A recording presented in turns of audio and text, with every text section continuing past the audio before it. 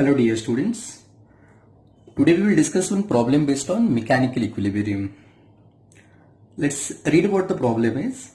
It says that a uniform rod of mass 4 kg and the length 1.2 meter is suspended horizontally by vertical ropes fixed to the ends of the rod. तो इस data को analyse करके let's try to draw one diagram. Let's consider this is a fixed rigid support. What do you mean by a rigid support? A support which does not undergo any kind of deformation. Okay. These are the two ropes, and to the lower end of this rope, let us connect one metallic rod.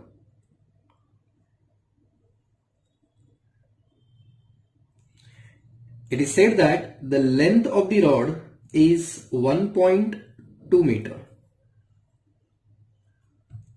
and the weight, the mass of the rod is given 4 kg. So the weight will be 4 multiplied by 9.8 and the weight of the rod will act in the downward direction from the center of it.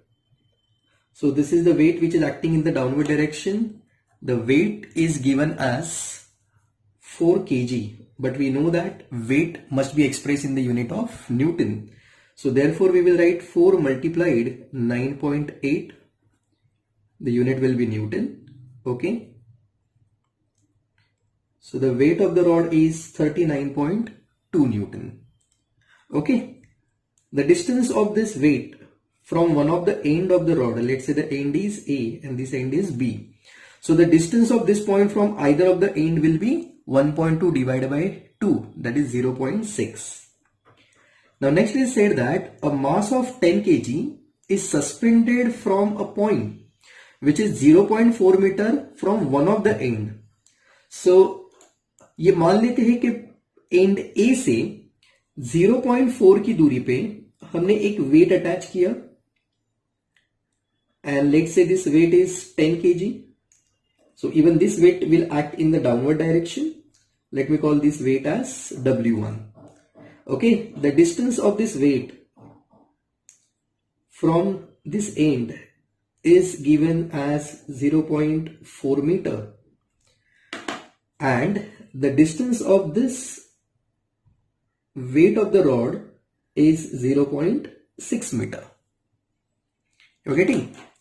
Again, this weight W1 is expressed in the unit of kg. So let's convert it in the units of Newton.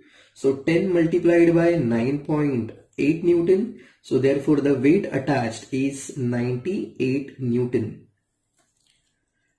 Now the question is calculate the tensions in the ropes.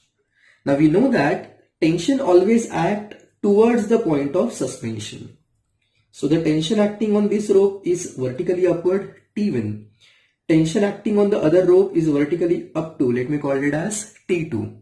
And our task is to get the value of T1 and T2. तो देखते हैं how we can get the answer for T1 and T2. Step 1.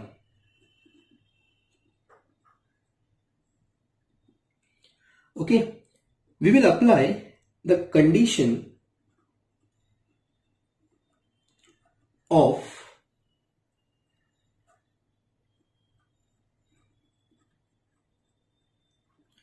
translational equilibrium, which says that summation of all the forces acting on the rod must be 0. So सबसे पहले हमें ये देखना है कि इस रॉड पे टोटल कितने फोर्सेस काम कर रहे हैं. So if you start from the left end, the first force is T1, second is W1, third is W, the fourth one is T2. T1 and T2 are acting vertically upward.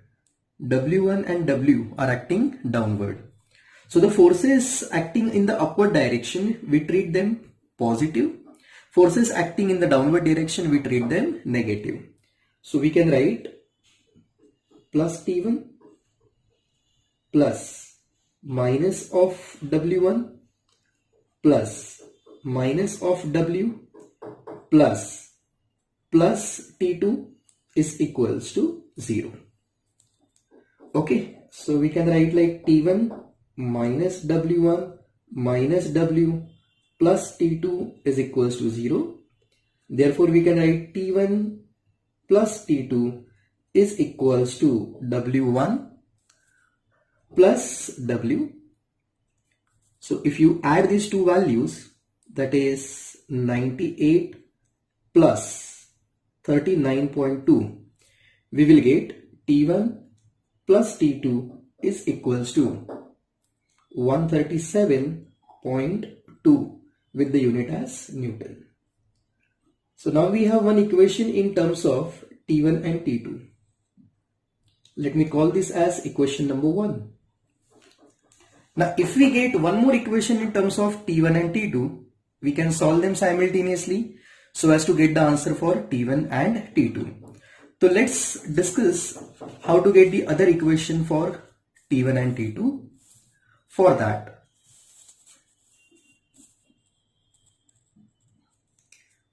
step 2. Let us apply the condition of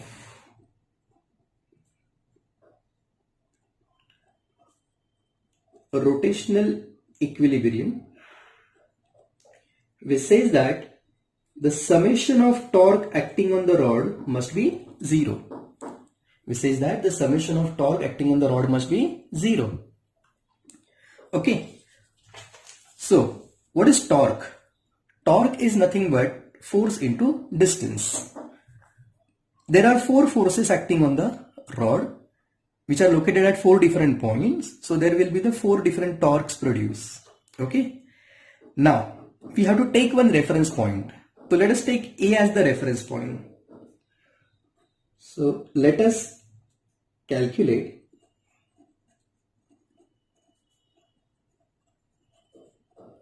torque from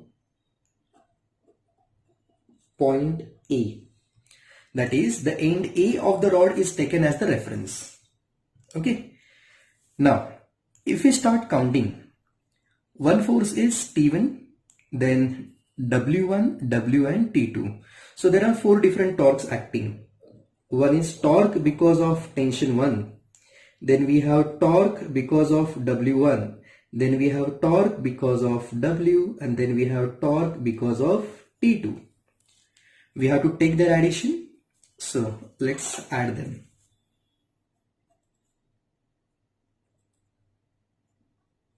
And this addition must be equals to 0.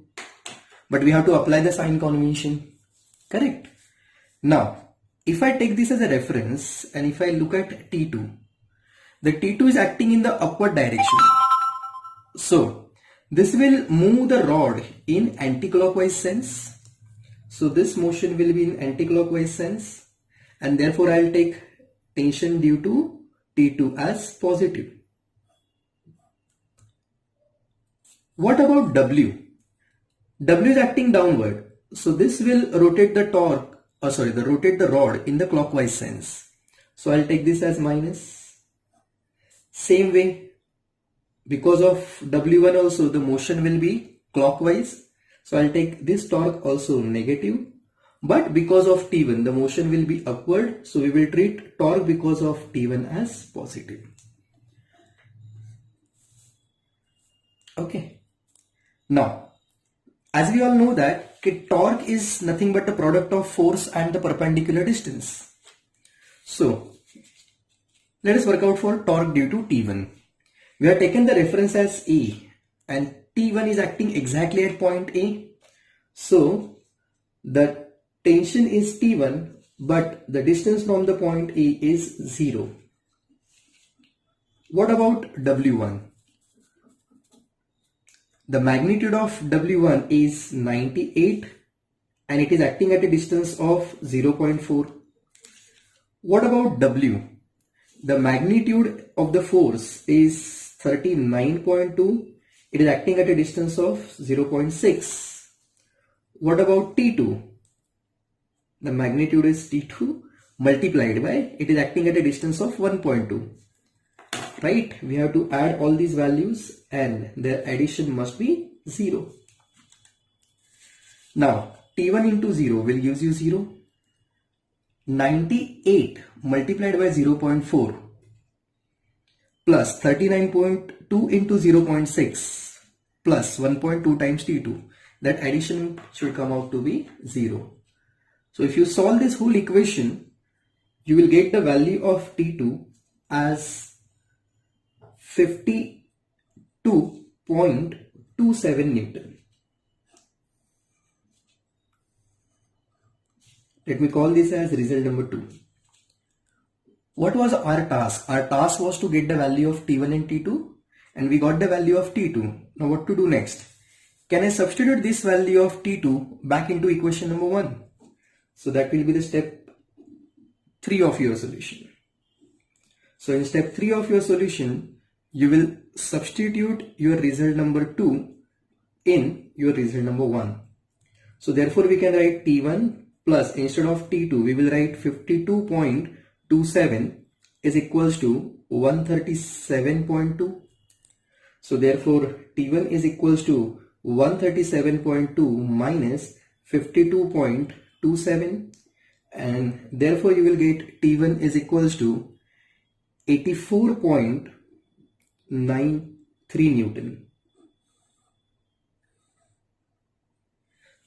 This is how we can get the value of the tension 1 as well as tension 2 acting on the two ropes. With the help of these two ropes, we had suspended this rod in horizontal direction. Let us look at this problem. In the problem it is said that a horizontal heavy uniform bar of weight W is supported at its ends by two men. At the instant one of the men lets go of his end of the rod, the other feels the force on his hand change too. So let's draw one diagram. Suppose this is the heavy uniform bar.